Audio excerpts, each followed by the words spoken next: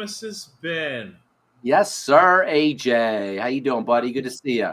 My friend, my man. I don't have Becca here tonight, so I gotta do all the housekeeping on my own. No Becca?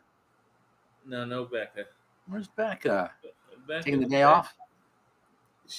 Becca's always busy. Always busy. She's a busy one. She's a busy woman.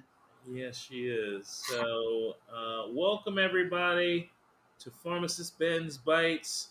Yeah. I didn't understand what you meant by memes, medical memes. Help me understand that. Well, first and foremost, I need you to define what you mean by memes. Yeah, I talk about memes a lot. I did a talk for longevity in the early 2001, 2002, and I talked about memes. And since then, memes have become a meme. Memes have become a meme. Isn't that ironic? A meme is diminutive, a shortened form of the word memory. So meme is to memory as gene is to genetics. Gene is a shortened form of genetics. Meme is a shortened form of memory. So a meme is a unit of, technically speaking, a meme is a unit, just like a gene is a unit of genetics, a meme is a unit of memory. It's colloquially referred to as a mind virus. And there was a guy who wrote a book called, it came out in the late 90s, called Viruses of the Mind, named Richard Brody. And he's the first person I read where he talked about this idea that you can be infected by ideas. The classic example of a meme is an advertising jingle. If you ever found yourself singing the McDonald's jingle or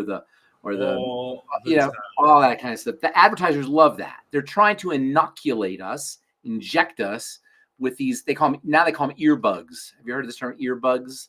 These things that get in your ear and they don't leave. Earworms. I'm sorry, they call them earworms, not earbugs. Right? You can't get them out of your head. You can't get them out of your ear. That's a classic infection by a meme. And here's the thing about memes. And before I say that, let me say today a meme has become something different. Today a meme is like a cute internet cartoon or something. That's what memes have become. But that's a misunderstanding of a real meme, which is just a unit of memory, an idea that passes on through the culture. And the thing about memes, why they call them viruses of the mind, is because they have something very important in common with viruses. So when you get a virus in your hard drive, in your computer, or you get a virus like a infection, like a viral infection, respiratory infection, say, or eye infection, or whatever kind of viral infection you may have, what is the one thing that virus, whether it's in your computer or whether it's in your body, has in common? What do all viruses have in common? What they have in common, spreads. Kinda. Yes, that's right. They're virulent. That means they spread, right? That's what it means to go viral, right? When you have an internet video that goes viral, it spreads. But here's what they all have in common. It's associated with the spread. They don't care about you. You are nothing more than, in science, they call it a vector, meaning a way of getting to where they need to go, a route, a highway. All you are, AJ, when you have a viral infection, all you are to a virus is a way for the virus to spread. It doesn't care about you. You could live or die or be totally miserable or have horrible welts all over your skin or whatever. It doesn't care. It just wants to spread. Your hard drive, when a virus gets in your hard drive, what makes it such a serious issue is in your hard drive, it'll go to all your contacts and it won't care about you or it won't care about your computer. So viruses are very insidious in the sense that all they care about is spreading. They could care less about you. And it's one thing if you have a virus in your computer. That's bad enough. It ruins your computer. It doesn't care about your computer. It'll destroy your whole PC just so it can spread. And it's another thing if it happens in your body. It's pretty bad. Obviously, it doesn't care about your skin or your heart or your organs. It just wants to spread. But it's really insidious when it comes to ideas. And there's many ideas that we have in our culture that can classify as mind viruses that don't care about you, that just want to spread. So countries, patriotism is a type of mind virus. Races are a type of mind virus. Religions are I shouldn't say types of, they're organizations that utilize mind viruses. So, I don't want to get into any religious ideas, but there's a lot of religious beliefs people have, and they don't know why they believe them. They believe because they were passed on. Nobody knows why they really believe them. There's a lot of ideas about your country, the country you live in, that you don't really know. You just believe them because somebody told you about them. Likewise, your race, or likewise, other things that have to do with you as a human being. But the worst kinds are the ones that are ideas, such as, I shouldn't say the worst ideas. The worst ones are the kind of ideas about health. When you have a mind virus, an idea about health that you don't know how you got, and you never even thought about how you got it, but you just automatically do it, you become the victim of whoever inoculated you with that virus. So, for example, if you've ever said, I have a high blood pressure, so I'm going to go to the doctor, you've been injected by a mind virus, infected by a mind virus. If you've ever said, I have a cold, I better go to the doctor, you've been infected by a mind virus. In other words, when you go to a medical authority, despite the fact that it has nothing, your health issue has nothing to do with medicine, and you just go, you've been infected by a mind virus. I'm in the skin business, right? When people have dry skin, what's the first thing they put on their skin? A moisturizer. Lotion or cocoa butter or something, yeah. What the hell does that do for your skin? It just puts a layer of oil or grease on your skin. But we do it because we think that's what we're supposed to do when we have dry skin, because somebody told us that, and somebody told our mother that, and their grandmother, and on and on and on. But they were injected by mind viruses. Coconut butter isn't going to make your skin moist because there's no water in coconut butter or a cocoa butter, right? What about petroleum jelly? There's no water in petroleum jelly. How's it going to make your skin moist? It's stupid. It's dumb. But even worse, it suppresses your skin's natural moisture factors. So you get drier skin after you use it. But we do it because we've been infected. If you said, I have high cholesterol, I better go get a statin drug, or your doctor said, you have high cholesterol, you should be on a statin drug, he's been infected by a mind virus. And you've been infected by a mind virus because you don't know what cholesterol is. And if you looked at the literature and you read, you'd see that high cholesterol and low cholesterol can both be problems. And you'll know that high cholesterol is the end result of problems with how you're living your life. Most of the time, blood sugar related. So if you said, I'm going to get a statin drug because I got high cholesterol, or I have high cholesterol, I better be concerned about my heart, you've been infected by a mind virus. And there's all of these mind viruses in health and in beauty, not to mention in politics and religion. And of course, viruses, regular viruses that need to be eradicated, in my opinion. And the way you eradicate a mind virus is with critical thinking.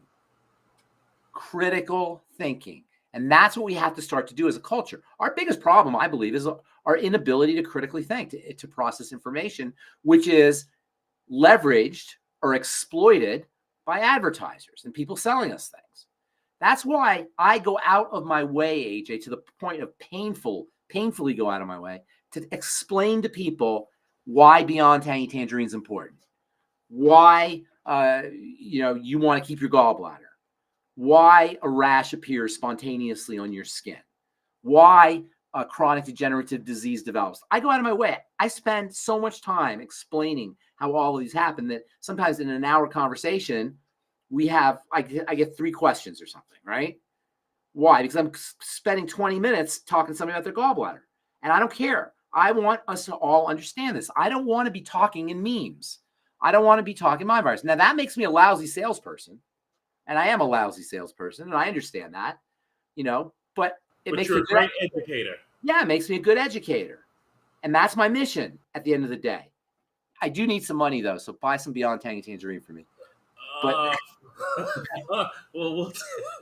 but aside from that, I want people to understand. I want people to critically think. I want people to see why Beyond Tangy Tangerine works, why the Healthy Bone and Joint Pack is so important, why the Sweeties and the Ultimate Niacin are not only good for lowering blood sugar, but also for lowering cholesterol. Why working on your blood sugar is the most important strategy for taking care of your heart, not lowering your cholesterol. I want everybody to understand that. I want you all to understand how the body is put together, how cells work, how the relationship between the blood and how the body shows up. And so I go out of my way to do it. It's not that complicated, though, right? I always laugh when people say, oh, you make it so simple. It is simple. Yeah, it's not complicated. We're told that it's complicated. And that's another meme.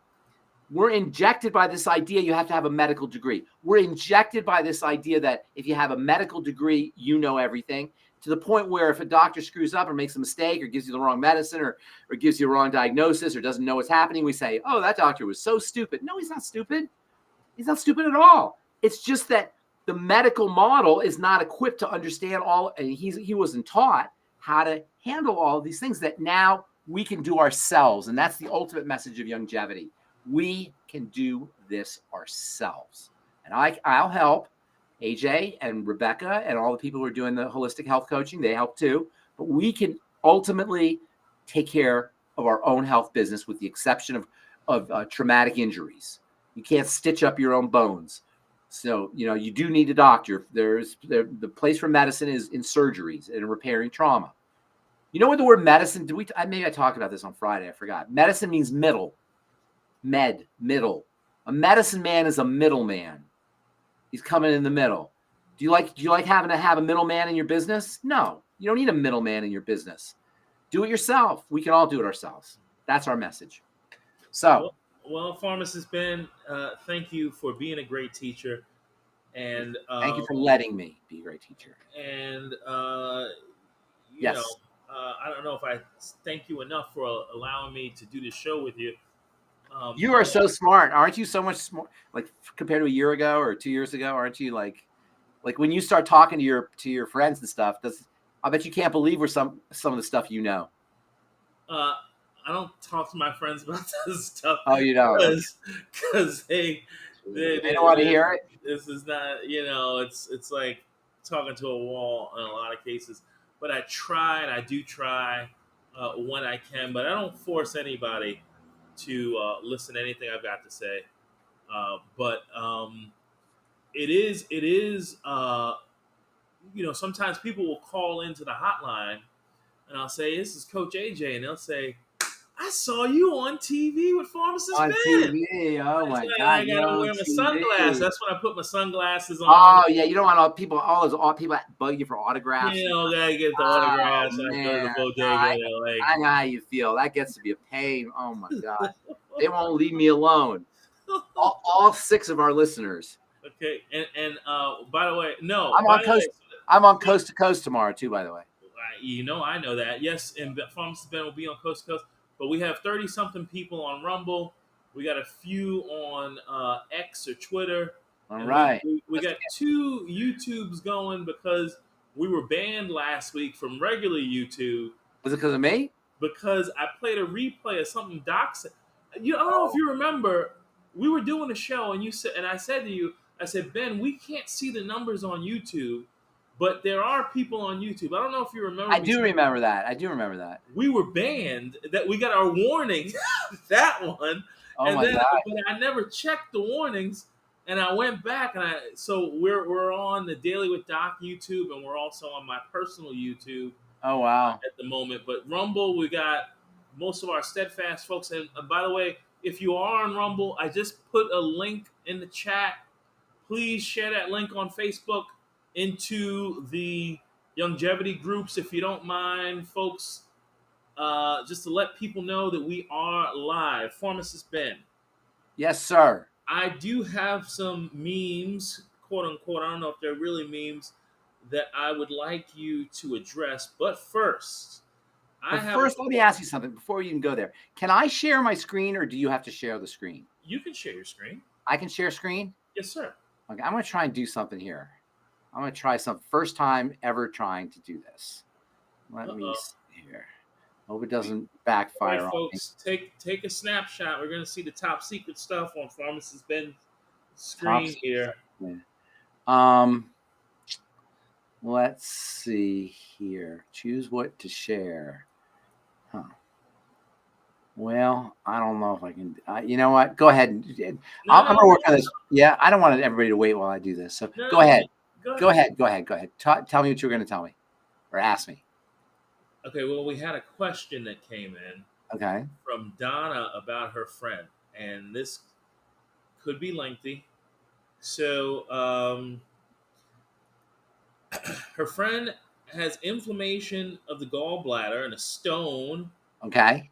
or a blockage in the tube. The doctors said that she can't be operated on because she has low platelets with Okay. fatty liver.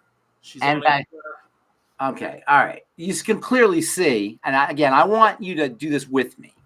I want everybody out there to do this with me. So you remember I say this all the time. I'll say it again. The human body is. We should all have a window into the human body. We should all be understanding how the human body works. And so I want you to do this with me, because everything I say, I repeat myself over and over again anyway. You've heard this a million times before, so this should be not a problem here. Hang on a second here. So gallbladder, forget, just not hearing anything else. Gallbladder, what's the first thing you think of? bile. Okay, what else? Function-wise? Digestive system. Bingo, digestive system, right? So right away, you got a digestive problem. Right away. Okay? What do we always say? All diseases... all disease is cell disease, and all cell disease preceded by dirty blood. Dirty blood. The bile is an extension of the blood. All the fluids are extensions of the blood. You get that? All the fluids in the body are extensions of the blood. The blood is the parent fluid system in the body. And all the fluids come out of the blood. You drink, you eat, everything goes into the blood. The liquid portion of the foods ultimately make their way into the blood, and they get distributed to the skin, to the tears, to the eyes, wherever you have liquid, bile. So right away, you've got a digestive problem, which is an extension of a blood problem. Where do all blood problems begin? In the intestine. So first and foremost, intestinal health for this gal. First and foremost. Now, how old is she? 70. So she's had 70 years of not knowing how to eat. So of course she's going to have a problem with her gallbladder. Now, she's also inflamed. She's also low platelets. What does that mean? Platelets are components of the blood cells that clot the blood. They're involved in healing. She doesn't have platelets, so they don't want to operate on her because she's not going to clot. She's going to bleed all over the operating room and bleed to death. So All over the savannah. Well, all over the savannah, exactly. All over the African savannah. So why would she have low platelets? Well, where do the platelets live? In the blood. So again, you have blood toxicity. So you have blood toxicity from the gallbladder, manifesting as gallbladder problems. You got blood toxicity manifesting as low platelets. What else? What's the other thing you said? Height to weight? I don't have height to weight, but litany of meds, and I have the names of the meds. Okay. Inflammation. Before the meds, what other symptoms? And then I want to get into the meds. Inflammation, gallbladder, stone, or blockage. Stones are clogged up fluids, clogged up gallbladder juices, bile, clogged up bile. Okay, because the bile's dirty and sludgy, like the blood gets dirty and sludgy. What else? That's pretty much it. That's so she's got a classic condition of dirty blood. Now, what are the meds she's on?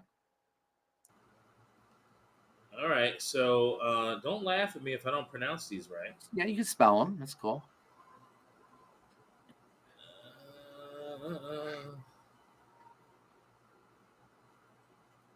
Levothyroxine, so she's got a thyroid issue. Good for you. Very nice, AJ. What else? Propranolol. Yeah, I'll talk about that. That's an interesting one. What else? Looks like she got off her start Carvedal. What does it spell? Spell that last one? Start CARVED. Oh, okay, gotcha. Okay.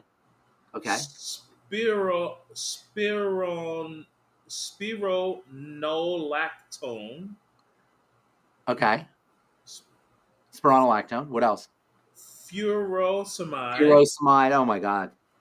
This is a classic woman who's drank the Kool-Aid. By the way, being infected by a meme is drinking the Kool-Aid. I'm sorry. These are horrible drugs. And I don't mean, it's not her fault. She doesn't know. I'm not blaming. I'm not trying to make fun of her. She just doesn't know. What else? Spironolactone, furosemide. What was the other one? Pantoprazole. Okay, I don't know. You sure you're reading that right? PANTOPRA. Okay, gotcha. Okay, what else? Then she's got some supplements, some multivitamin, D3, B12, B complex, milk thistle. Okay, well, forget the supplements. Forget the supplements. We can go later. Avalax for her allergy. Okay. Meropenem for allergy. Okay. Vancomycin. I don't know what that is. Vancomycin. Is that a drug? Yeah. Vancomycin? It says vancomycin. Yeah, vancomycin. She's Yeah. on. No, she's not on vancomycin. That's what they Yes, use. it is. Vancomycin. Yep, there's a CIN. No, that she may have historically been on vancomycin. I don't think She's on it right now for allergies. No, it's not vancomycin. Vancomycin is a nasty antibiotic. Vancomycin. Yeah, vancomycin. She must have the name wrong. And then latex, it says. I don't know what the latex is. She's allergic to latex. Okay, so we can help that lady in one fell swoop. The one thing this lady is going to want is, the one thing this lady's going to need is willingness and belief. And my experience is not all 70-year-old women or people, not just women, 70-year-old people have the belief or the willingness. And that's why I go out of my way to explain how the mechanism. This woman is suffering from dirty blood. Classic. Every single symptom. Why don't you go over all the symptoms and show how it's related to dirty blood? Well, she's got the bile issue. She's got the gallstone issue, which is right. Fluids that are coagulating in the gallbladder. It's kind of super saturated.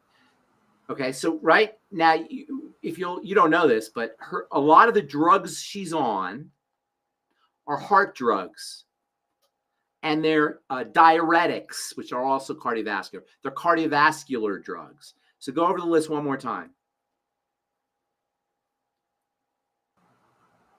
The list of issues or the list of drugs? The list of drugs. List of drugs. First one. Levothyroxine. Levothyroxine. Boom. She's got a thyroid problem. Third point in the triangle of disease. So they're treating her for a thyroid issue. Second drug. Propranolol is a blood. It's a cardiovascular drug. It works on the heart. It works on the blood vessels. They give it to you when you have high blood pressure, when you have a heart failure. They use it for or heart issues. Let's say they use it for poor cardiovascular health. What's the next one? Spironolactone. That's another diuretic, again, for the blood system, for the cardiovascular system. Next one. Furosemide. Another very powerful diuretic, really nasty diuretic. They only use that for serious cases. Again, a blood condition. They're trying to get fluid out of her blood because she's got high blood pressure. It appears to be. What else? Why wouldn't she have? I mean, she doesn't even know to say that in her assessment. Go ahead. What are the other? The platelet aspect. I mean, what are the? I think you wouldn't have low platelets with all of these. Well, yeah, she's got major blood problems. What's the next one? Pantoprazole. That's like an acid reflux, a proton pump inhibitor drug. So she's got digestive problems. What else? I mean, come on. You can see she's got blood by her drugs. You can see she's got blood problems, heart problems, probably high blood pressure, could be a heart problem. And then she's got digestive problems. This is what we're all saying. Everything we're saying here. What else? What's the other one? Avalax. What is it? AVA. That's the allergy one? Is that the allergy one? Yes, sir. Yeah, so she's got allergies. She's got a jacked up immune system. She's on a lot of different allergy drugs. Meropenem, another allergy drug. And then you said the one that it says is she's on it. Vancomycin is a nasty antibiotic. They use it in hospitals. But okay, forget that. Listen to what we got here. You got a gal whose blood is majorly toxic. It's clotting and sludgy. The pressure is high. The strategy they're using is to slow down the heart. Propranolol is what's called a beta blocker. Slow down the heart and get fluid out of the blood. They're trying to lower her blood pressure, and they're doing all these poison ways of doing it. Instead of saying, obviously, there's some toxicity in the bloodstream because we got the gallbladder issue. Let's clean the blood. Let's clean the blood. And I don't have an MD. Do you have an MD? You don't have a medical degree. No, Does this make sense? Does this make sense? No, yes, it does. You lost it. I heard about that. Was it the strippers? Was it the strippers? It was the strippers, huh? I got you. You were betting doing on those my own implants. games. Yeah, okay, I got you. All right. I'm teasing, but I had a client who's that happened to him. I'm just kidding you. So anyway, it's right in the diet. It's right in her symptoms and her drugs. She's got dirty blood. People, ma'am, I know it's not her fault. She never heard us before. But who is the person who this is Donna's her client. good friend. Donna's her friend. Donna is our Trying longevity to bring person. her into the fold. Is Donna here? Donna is probably watching on one of the channels. Yes. Okay, I wish we could talk to Donna. I don't like talking behind people's back. I like talking to people. But Donna, you get what we're saying here. Everything in her body, based on everything I just heard, is screaming dirty blood, dirty blood. And instead of cutting off the dirty blood at the source, they're going upstream where, AJ, the fruit, to jack open the blood vessels, right? To squeeze all the water out of the blood with the diuretics, to slow down the heart, poison the heart, i.e., and then when she has all of the heightened activated immune system, to shut down the immune system. Because now her system, she's so toxic, the immune system is so jumpy. Of course she's going to have allergies. Her immune system is ready to pounce. You know, when I was, you can relate to this, AJ. You and I are among the few people probably can relate to this.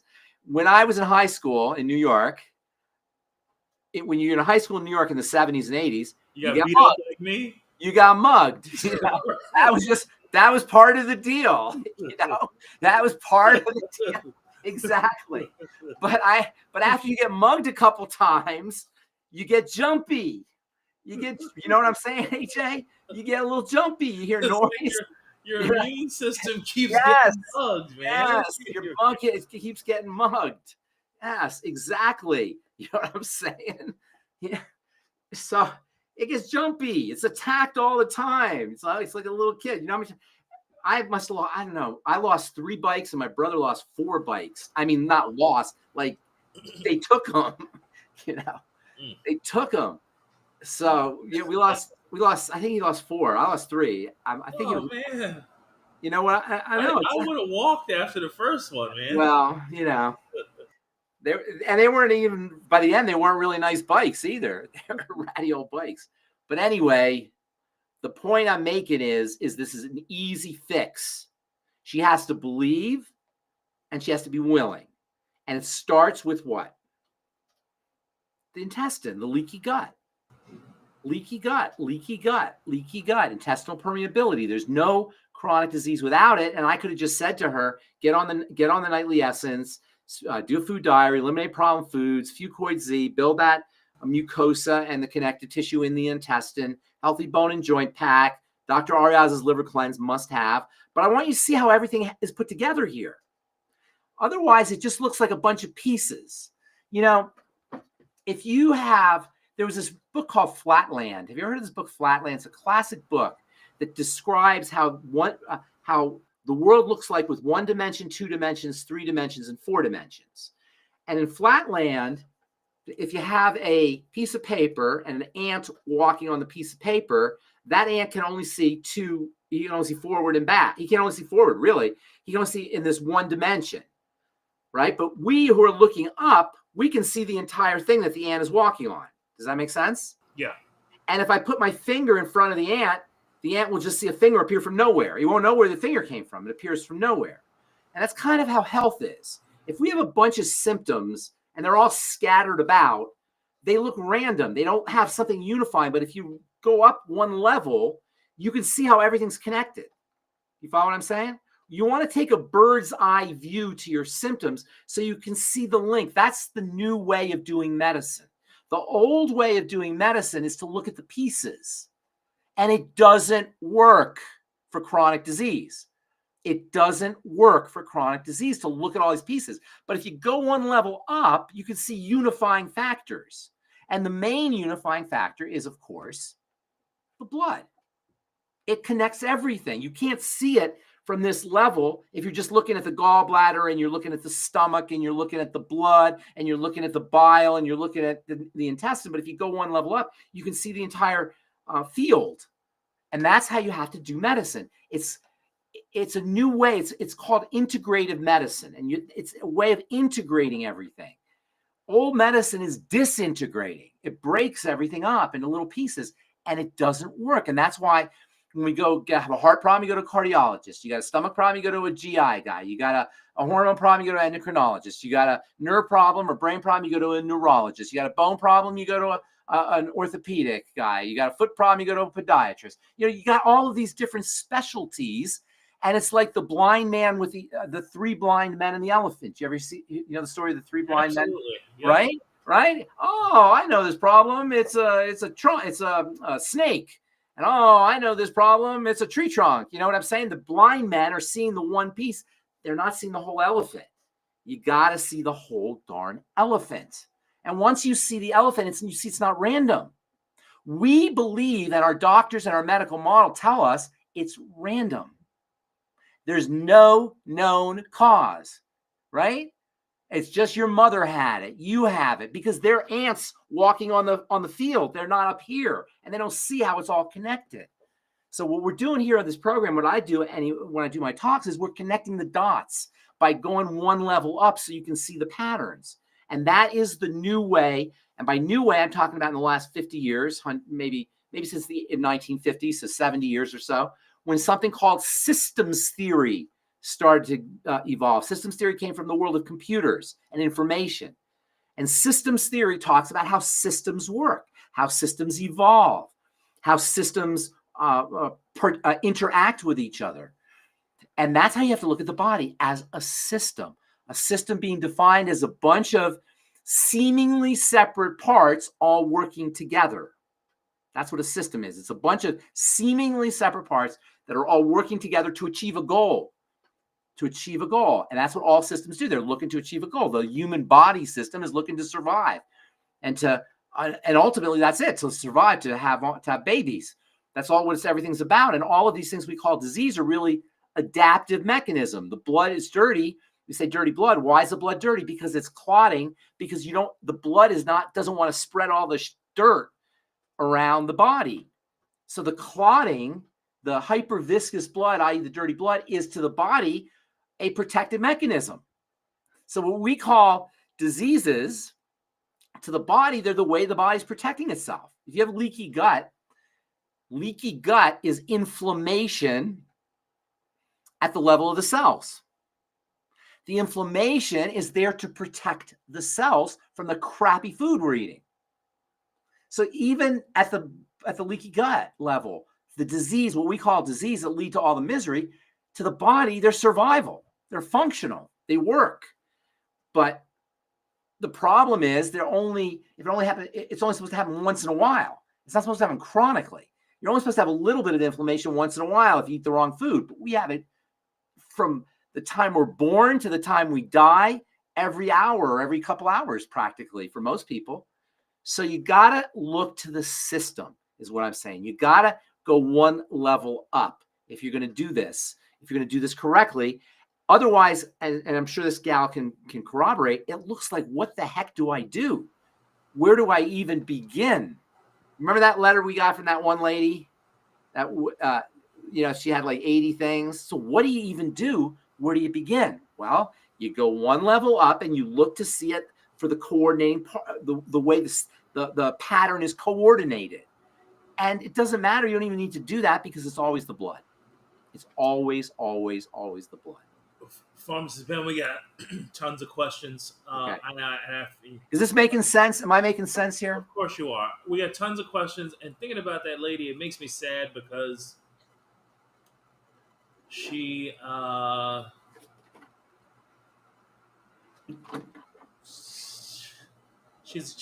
think attached a little bit to her misery.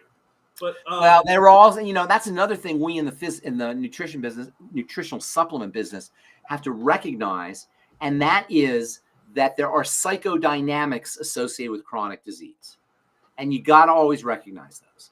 And you can only go so far if there are psychodynamic issues behind your physiologic health challenge.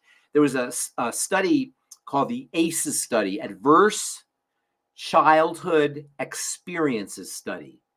And this is a study done on kids who had bad childhoods. And they linked it to autoimmune diseases. And they linked it to all kinds of chronic diseases. They linked it to cancer.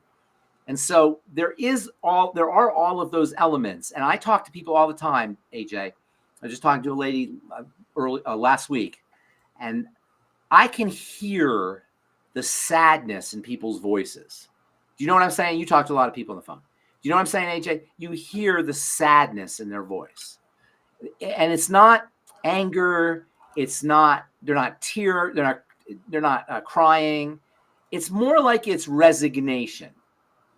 Do you get what I'm saying? Do you know what I'm saying, AJ? They've been beaten up from beginning to, from the time they were kids. A lot. Not everybody, of course, but some people have been beaten up psychologically since they're not necessarily physically, but psychologically since they were kids, and life continues to beat them up.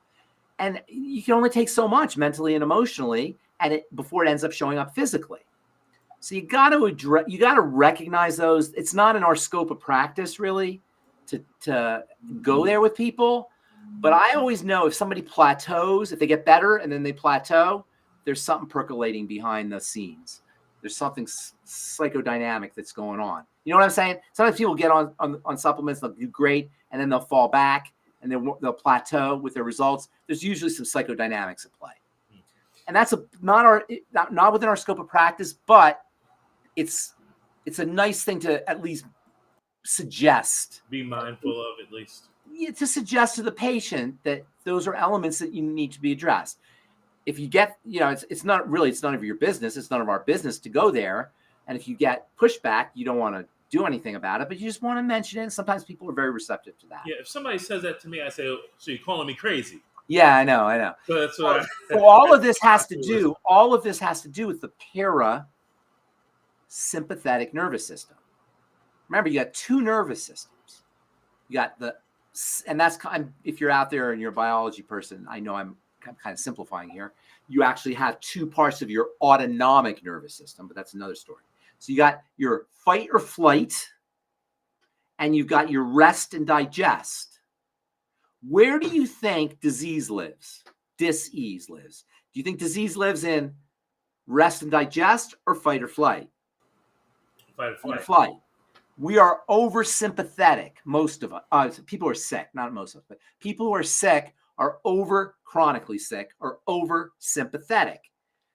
You can't really distinguish, and the body doesn't distinguish, mental activation of the sympathetic nervous system from physical activation of the sympathetic nervous system. So, for example, your digestive system shuts down when the sympathetic nervous system is activated. When your fight or flight nervous system is activated, your digestive system shuts down. Why? Because when you're running from a saber-toothed tiger, you're not supposed to stop and take a dump on the African savanna. You're supposed to keep running. You're not supposed to stop and eat lunch, right? You're supposed to keep running. So the innervation and the blood go away from the digestive system to your muscles and your legs so you can run. It gets rerouted. And that's okay if it happens once in a while. But for many of us, if not most of us, and certainly most people, all people who are chronically ill, the blood is constantly being rerouted away from, for example, the digestive system, or away from the prefrontal cortex, the front of your brain, towards the back of your brain, or away from your thyroid towards the adrenal glands. It's shunted towards emergency functioning. And when you're in emergency functioning, you're not in thrival functioning. When you're survival functioning, you're not in thrival functioning. I always think of the Bible. The sympathetic nervous system is your fear nervous system. Your parasympathetic nervous system is your love nervous system. The sympathetic nervous system, false evidence appearing real, is there. It's the adversary. It's the liar. It's important. I hesitate a little bit because it's important to get you out of bed in the morning and to get you to do things. You have to have some sympathetic activity. But in many ways, the sympathetic activity tells us there's a lion at the door when there is no lion at the door. When the lion at the door is our bad upbringing, or something that happened when we were kids, or something that happened recently, or a credit card bill, or, that's the lion at our door in the year 2025, and that's not true. There's no lions at the door, but we function that way. We function in this lie, this illusion that our life is being threatened, and our body responds accordingly. The parasympathetic nervous system is your love nervous system. It's your Christ nervous system. It's your nervous system that gives you higher thinking. It allows you to be creative and imaginative, and allows you to digest your food properly, and strengthens your immune system, and grows tissue and repairs and recovers. It's all the good stuff is parasympathetic. It's the love nervous system versus the fear nervous system. It's almost like this religious dichotomy. And here's the thing. In the Bible, it says you can't be with me. You're either with me or against me, right? Jesus says you're either with me or against me. And that's kind of how the body is. You're either net parasympathetic or net sympathetic. You're not both. One or the other is going to dominate. And so what we want to do is we want to learn to tell the parasympathetic nervous system to stand down, the sympathetic nervous system to stand down. We want to go parasympathetic. One of the fastest ways, maybe the fastest way to go parasympathetic is to breathe correctly. The breath is your control point for the parasympathetic nervous system. Also, you can do things like muscle relaxation. And by the way, the parasympathetic nervous system is innervated by the vagus nerve. And today, if you're read up on health, you'll read that people are talking about what's called vagal theory or polyvagal theory.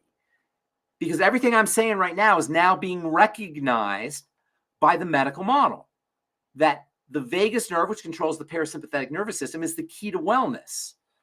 And when we're sick, by logical extension, it's because we're oversympathetic. Our sympathetic nervous system is dominating.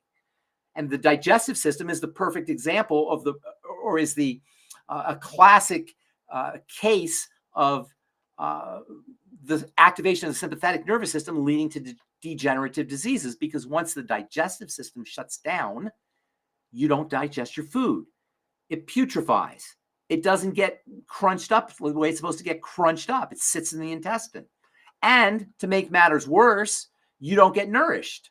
So you got toxicity and malnourishment. The sympathetic nervous system activation, chronic sympathetic, you need a little bit of it because sometimes you need to get out of a jam, but chronic activation of it in the long run leads to leaky gut and dirty blood. And dirty blood compounds the problem because that's an emergency to the body. So that further activates the sympathetic nervous system, and you get this downward loop. The good news is just by hacking into it at the top, activating the relaxation response. And by the way, there's a great book called The Relaxation Response by Herbert Benson, who was a Harvard medical doctor. And he noticed this in 1960 or maybe 1970, exactly what I'm saying here. 50, 60 years ago, he talked about this. So if you want it's a really easy book to read. He's actually came out with 3 or 4 books after that about the same idea of activating the relaxation response to improve health as well as longevity. All right, so go ahead. I didn't mean to. No, Pharmacist Ben, we have tons of questions. Oh, we only have 12 minutes. Since you, okay, we're going to need to do this one quick because you touched on it Friday. Yeah. Just go through cortisol because you just talked about sympathetic, parasympathetic. When people ask me to explain cortisol, I say, buy a hot tub. Yeah, well, cortisol is a very interesting hormone. Cortisol, as most people know, stress hormone. And it activates all those things I was just saying with the sympathetic nervous system, which is great in the short run. I mean, not great, but it's necessary in the short run. But in the long run, when it's chronically activated, you can run into a problem. Here's the deal. Elevated cortisol, high levels of stress hormone, occur as we get older and as the accumulation of stressors build up in the body. And the reason I bring this up is because of you and I were saying, I think we were saying off air before we went on. When we think of stress, we think of mental stress and emotional stress. If I say to you, stop stressing, you would immediately think about your psyche, the mental and emotional part. But you can have inflammatory stress. You can have systemic stress inside the body. You can have systemic stress inside the body that can lead to elevated cortisol. So you may not even know it. Cortisol is the body's anti-inflammatory. It's your natural anti-inflammatory. The drug version of cortisol is called hydrocortisone. So you get that at the drugstore, right? You get a rash, you put hydrocortisone on it, it calms everything down. Corticosteroid. It's a corticosteroid. Yes, it's exactly right. Corticosteroid. These are chemicals that are made by the body that have a suppressant effect on the immune system and the inflammatory system that is so effective that there's actually over-the-counter drug versions of this same chemistry. They turn it into drugs, much more potent. So what happens when cortisol comes to, when you have inflammation? Say you're eating the wrong food every day, right? Or you're saying that you're ingesting the wrong fats every day. Or saying that, you're not processing your food correctly and toxicity is coming into the blood every day. You'll start to secrete cortisol in high concentrations. And as we get older, this happens. This is standard par for the course aging in the United States of America in the year 2025 is elevated cortisol. So that means that the impact of cortisol is going to get worse and worse over time. So what is the impact of cortisol? Well, yes, we said it helps you get out of a jam, right? But long-term with cortisol, and it suppresses inflammation, but long-term, it suppresses the immune system. That means you're going to be more susceptible to COVID.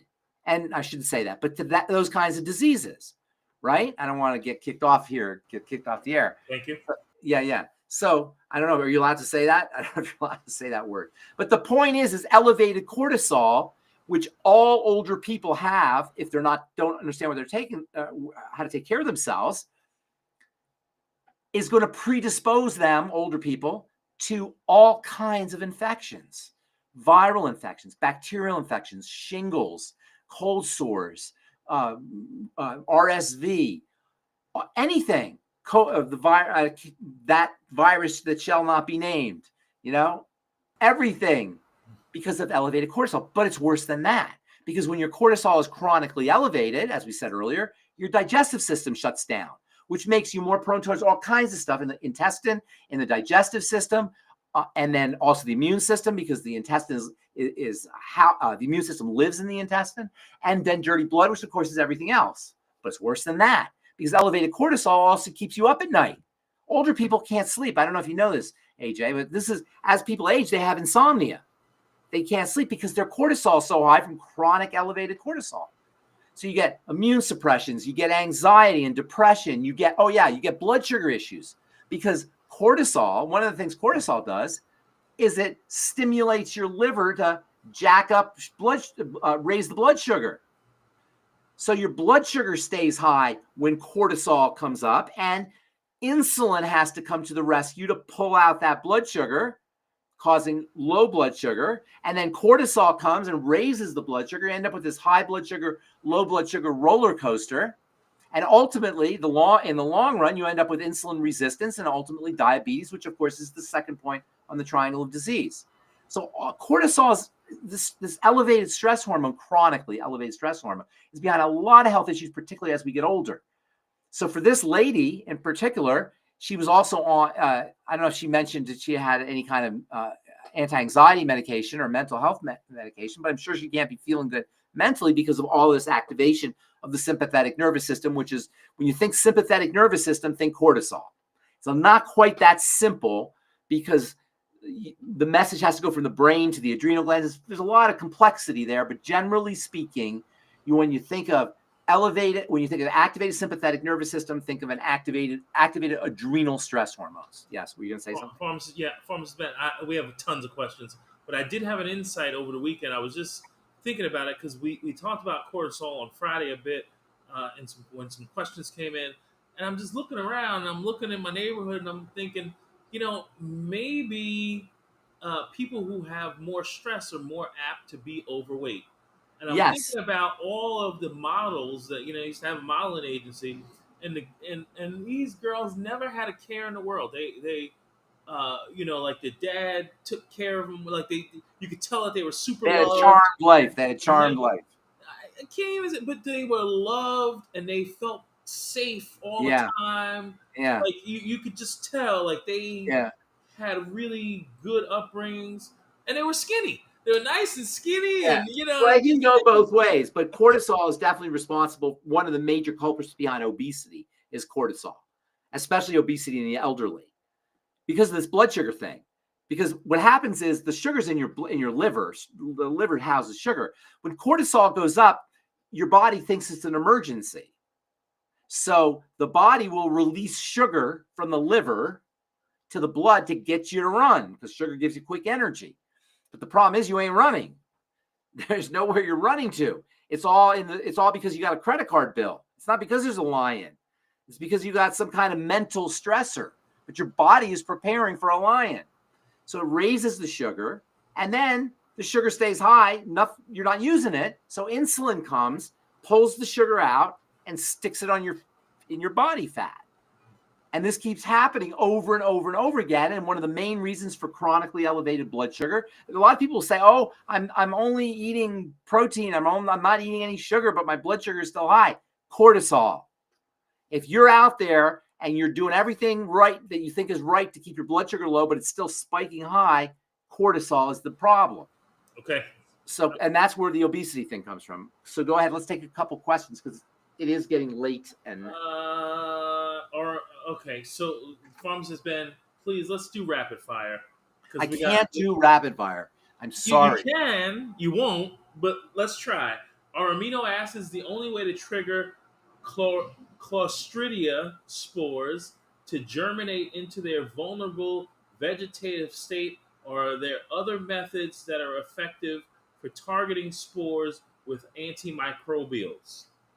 I'm not even beginning to understand that. Is that person asking about killing fungal spores? Yes, Clostridia. Okay, so I think I thought Clostridia. I may be wrong, but I think Clostridia is a bacteria. Maybe it has spores. I guess is that what he's saying? It is a bacteria. Yeah, and it has spores. Highly prophylactic class of Bacillota, including the Clostridium I'm not really understanding that. If he's talking about spores and amino acids, I'm not quite understanding what the question exactly is. They can cause gangrene and tetanus and botulism. So what's the question though? The question is, this is apparently involving an oat test. What is the question? Like, put a question. The question is vulnerable are amino acids the only way to pretty much get rid of these spores? Amino acids don't get rid of spores. That's why I'm a little confused. So I'm not sure what he's asking. Amino acids are a nutrient. Why would a nutrient get rid of spores? Lil Lutska, send us an email at questions@daily. I don't quite understand that question, because amino acids are essential nutrients. They're used to kill tissue. I don't know why that would be involved in killing. Well, we're gonna have Lil Lutska on Rumble send us an email. Yes. To questions@dailywithdoc.com. Yes. And clarify that. I'm gonna put on the screen where to send your question. I have another question here. We have our folks in New York whose daughter has had a bacterial infection, UTIs. She just finished the Ultimate Microbiome. Okay. And is using Tangy, etc. How old? Probably 19, in college now. Okay. But serious bacteria to the point where they vacuumed her inside. Okay, perfect. So here's how you do this. Let me finish. Wait. The question is, in addition to what you're about to describe, yeah, her hair's falling out. Okay. Well, I'm not surprised. Okay. What's the only disease there is? My body's falling apart disease. The body's falling apart. The problem is she's very young. My body's falling apart disease usually affects older people. She's very young. So that tells me that this has kind of been going on for a while. With a herpes infection? No. At this point, this has been going on for a while. The hair is falling out because the body is in chronic stress mode. The last thing the body wants to do at this point is send nutrients to the scalp. It wants to get down to if there's an infection in here. She's chronic UTI. She's chronically infected. So what I would want to do for this patient is you need multiple data points, right? Remember my Bob Ross example? Of course. Right? You got one dot in the middle. That doesn't tell you enough. You got to have 2 or 3 dots. So hair falling out is way secondary. I'd want to know about her digestion. That's the first thing I want to know. I know she's digestion's been poor, so this is why she had the microbiome. And then there you go. I mean, I said I want to know about the digestion, but you're right. It's pretty much a guarantee. And plus, she's on the ultimate microbiome. She needs way more than that. Chronic UTIs, if this is that's what I'm hearing her say, chronic urinary tract infections, is a condition called interstitial cystitis. And interstitial cystitis is really best thought of as a connective tissue problem. And the bacteria and the inflammation from the bacteria compound the issue. So you got to work on the first thing you want to do is you want to work on the bacteria. And that's always a gut. That's the only way bacteria get into the system is through the gut. It turns out that the urinary tract of a woman is very close to where her digestive system ends. So it could be a problem. So you have to really focus on the health of the microbiome and the intestine. And if she has poor digestion, it's nice that she's on the nightly essence. You said nightly essence, right? I think we did try nightly essence, but ultimate microbiome. Oh, the ultimate microbiome, that's just fiber. In fact, that can cause that might actually. You got to be careful with the ultimate microbiome because if you have SIBO, which she very possibly does have, I don't know if she does, but it's more than likely. Sometimes fiber can feed the bacteria, which is why I told her stop the ultimate microbiome and let's do the I-26. That's what I would do. Exactly, I-26. And then also ultimate the nightly essence, maybe see how she does with the nightly essence. Because sometimes if you have SIBO, you might add bacteria to the system. Not everybody gets benefits. So you got to kind of see, let your body be a laboratory. Bottom line, if you're willing and if you believe, and she's only 19, so a lot of times kids don't take these things seriously. When you're young, you got 21. I'm sorry, you're 21. You got bigger fish to fry. You're not always focusing on your body as you are when you get older. But if she's serious about it, if she's willing and she has belief, this is doable. She could be a new woman. She's absolutely on board, but needs guidance. So help her out. AJ, help her out. I'll help you help her out. And everybody listening, Mr. AJ over here is being very humble, but this guy knows a lot of stuff. A lot of stuff. That is thanks, Ben. But we're using the Fucoid Z. Fucoid Z is great. Absolutely, that's a good choice. I would do a food diary though. I would be eliminating foods. That's the most important thing at this point. Chicken soup. Chicken soup is one of the all-time great intestinal repair foods. And then Fucoid Z, as you mentioned, is great for intestinal repair. What's really important for intestinal repair? Vitamin A. And also ultimate EFAs. Both of those, and zinc for that matter, also Zinc FX. And these are all very important for repairing the intestinal lining, also collagen peptides. And if you can handle TMR shake, not everybody can handle whey, but if you can handle TMR shake, that's also awesome for the gut. And then all right, we're gonna have to work with her. I gotta motivate. I gotta bolt. It's late. All right, AJ, you're the man. I'll see you on Friday. I thought you're not gonna be here Friday. I didn't say that. Are you getting rid of me? I don't have to do it. I can take a day off. No, we need you, but I think Becca maybe. I didn't know. I didn't check in, please, when you can. Me? You. Because, check in. You know what? And I had all of these memes set up to go over, and well, we got to do the show. One of these days, we'll add another show during the week. You know who the man is? Who's the man? That would be you.